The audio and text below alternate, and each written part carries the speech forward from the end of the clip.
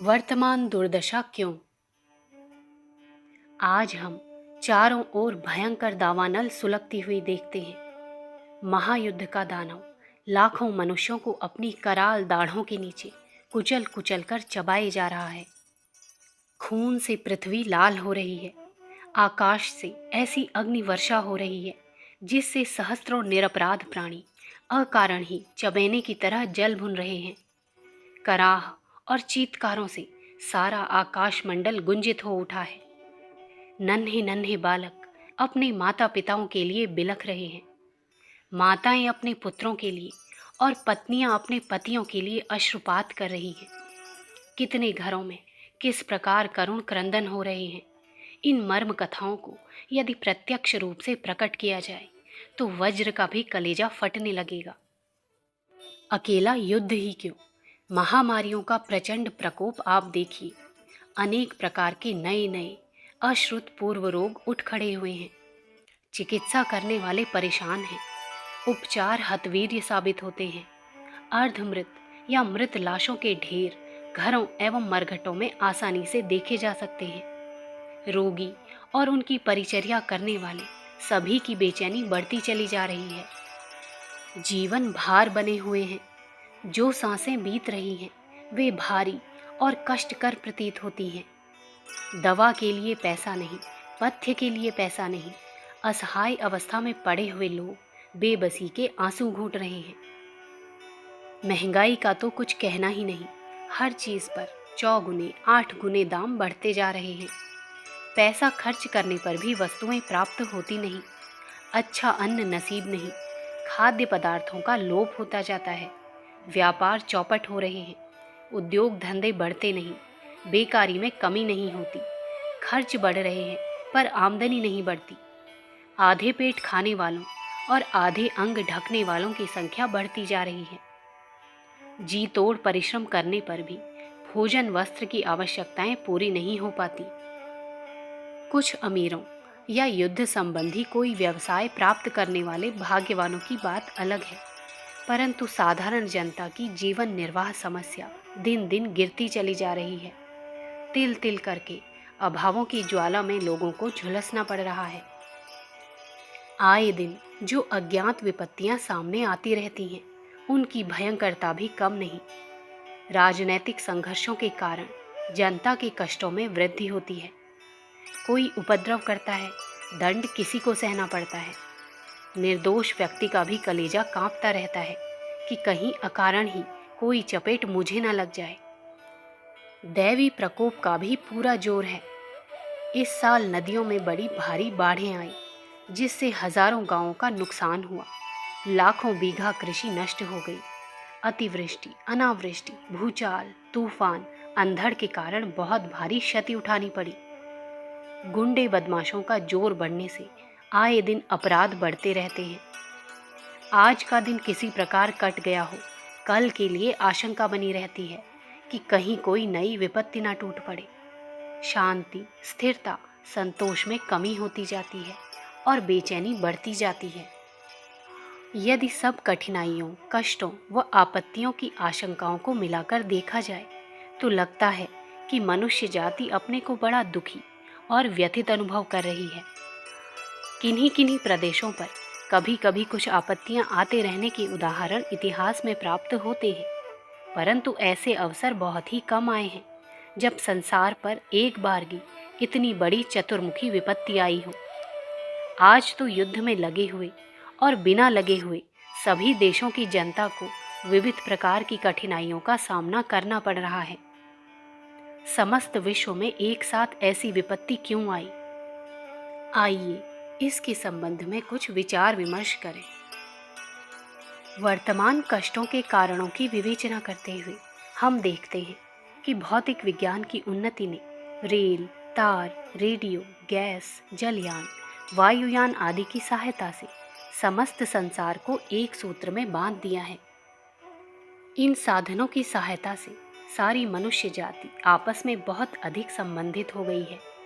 व्यापारिक दृष्टि से एक देश दूसरे देशों पर बहुत कुछ निर्भर करता है। अब शारीरिक और मानसिक खुराकें प्राप्त करने के लिए अन्य देशवासियों के सहयोग की भी आवश्यकता अपेक्षित होती है।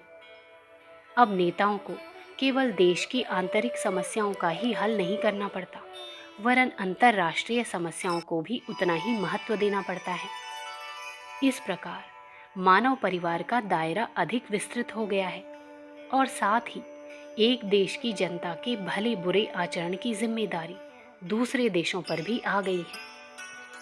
अक्सर अमेरिका के बुद्धिमान लोग ऐसा कहा करते हैं कि भारत की समस्या मित्र राष्ट्रों की समस्या है। भारत की अवनति का दोष इंग्लैंड को दिया जाया करता है। धुरी राष्ट्रों द्वारा पराधीन बनाए गए देशों को स्वतंत्रता दिलाने का आश्वासन भिन्न राष्ट्र दे रहे हैं। ये सब उदाहरण ये बताते हैं कि अब कोई देश केवल अपनी ही सीमा तक कर्तव्यबद्ध नहीं है, वरन उसकी जिम्मेदारी का दायरा बढ़कर अंतर्राष्ट्रीय हो गया है। यह एक तथ्य है कि किसी व्यक्ति द्वारा किए हुए भले या बुरे कर्म का कुछ भाग उस परिवार के अन्य व्यक्तियों को भी मिलता है। घर का एक व्यक्ति कोई भला काम करे तो उस परिवार के सभी लोग अभिमान अनुभव करते हैं और आदर पाते हैं। यदि घर का एक व्यक्ति बुरा काम करता है तो सारे कुटुंब को लज्जित होना पड़ता है। एक समय ब्राह्मण लोगों ने बड़े उत्तम ज्ञान का प्रसार करके जनता की सेवा की थी। उनकी सैकड़ों पीढ़ी के बाद भी आज ब्राह्मणों के गुणों से हीन होने पर भी उनका आदर होता है और वे अभिमान पूर्वक ऋषि मुनियों की संतान कहकर अपना गौरव प्रकट करते हैं। ऋषियों का शरीर छूटे हजारों वर्ष हो गए तो भी उनकी संतान उन पूर्वजों के पुण्य का फल दान दक्षिणा के रूप में आज भी भोग रही है।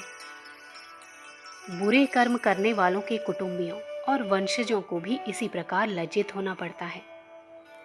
भारत में कुछ कौमें जरायम पेशा लिखी जाती हैं। इन कौमों के लोग चोरी आदि अपराध करते हैं। उनमें से जो अपराध नहीं करते वे भी जरायम पेशा समझे जाते हैं और पुलिस की निगरानी उन पर भी रहती है। सम्मिलित रहने वालों की सम्मिलित जिम्मेदारी भी होती है। वे आपस में एक दूसरे के पाप पुण्य के भागीदार भी होते हैं। आजकल समस्त संसार पर जो चतुर्मुखी आपत्तियां आई हुई हैं, उसका कारण भी यही सम्मिलित जिम्मेदारी है। पूर्व काल में परिवारों के दायरे छोटे थे, इसलिए ये विपत्तियां भी थोड़े ही पैमाने पर आती थी।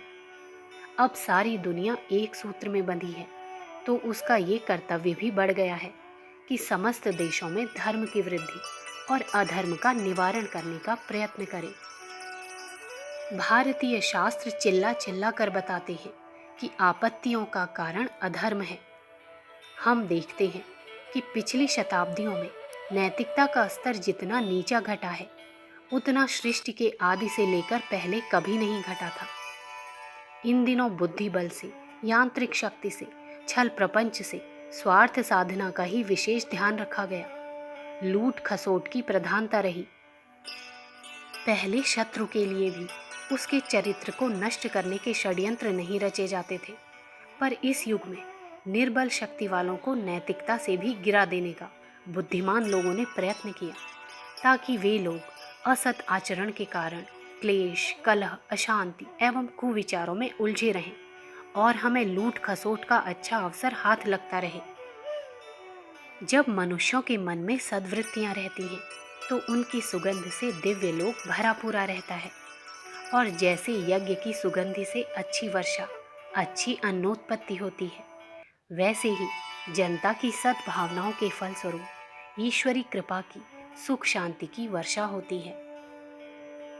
यदि लोगों के हृदय कपट, पाखंड, द्वेष, छल आदि दुर्भावों से भरे रहें, तो उससे अदृश्य लोग एक प्रकार की आध्यात्मिक दुर्गंध से भर जाते हैं। जैसे वायु के दूषित, दुर्गंधित होने से हैजा आदि बीमारियां फैलती हैं, वैसे ही पाप वृत्तियों के कारण सूक्ष्म लोकों का वातावरण गंदा हो जाने से युद्ध, महामारी, दारिद्र्य, अर्थ संकट, दैवी प्रकोप आदि उपद्रवों का आविर्भाव होता है। संसार की सुख शांति इस बात के ऊपर निर्भर है कि प्रेम, दया, सहानुभूति, उदारता और न्याय का व्यवहार अन्य लोगों के साथ किया जाए। जब इस प्रकार के विचार और व्यवहार की अधिकता होती है तो संसार में ईश्वरीय कृपा के सुंदर आनंददायक परिणाम दिखाई पड़ते हैं। सब लोग सुख शांति के साथ प्रफुल्लतामय जीवन बिताते हैं। किंतु जब स्वार्थ लिप्सा में अंधे होकर मनुष्य एक दूसरे को नोच खाने के प्रयत्न करते हैं तो उसके दुर्गंधित धुएं से सबका दम घुटने लगता है। विपत्ति, आपदा और कष्टों के पहाड़ चारों ओर से टूटने लगते हैं। दुख दारिद्र का नंगा नाच होने लगता है। वर्तमान समय की चतुर्मुखी दुर्दशा का एक ही कारण नैतिकता का पतन हो जाना है। मन की वृत्तियों का स्वार्थ प्रधान हो जाना ही पाप है।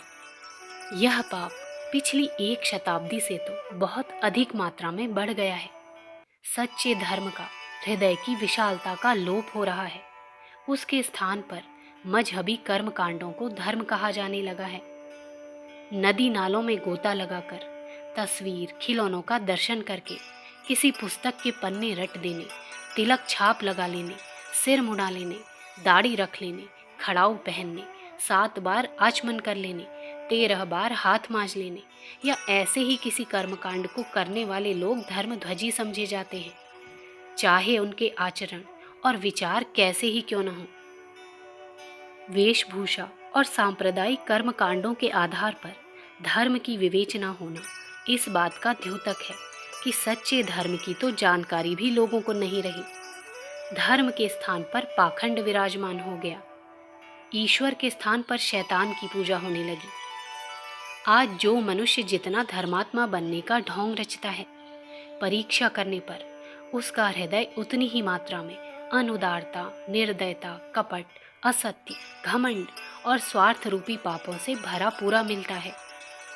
ढोंग के लिए करोड़ों रुपये पानी की तरह बहते दिखाई देते हैं, पर सच्चे धर्म के लिए कोई कौड़ियां भी लगाने को तत्पर नहीं होता। यह सब परिस्थितियां बताती हैं कि मानव जाति से धर्म का लोप बहुत बड़ी मात्रा में हो गया है। पाखंड की आड़ में अधर्म का साम्राज्य छाया हुआ है। ऐसी दशा में पाप की दुर्गंध से अदृश्य लोकों का गंदा होना और उसकी प्रतिक्रिया स्वरूप इन कष्ट क्लेशों का आना कुछ आश्चर्य की बात नहीं है। अखंड ज्योति, जनवरी सन 1943, पृष्ठ संख्या 7, 8, 9। हमारे YouTube चैनल विचार क्रांति दूत अखंड ज्योति पत्रिका को सब्सक्राइब करें एवं अगली वीडियोस प्राप्त करने के लिए बेल आइकन दबाएं। धन्यवाद।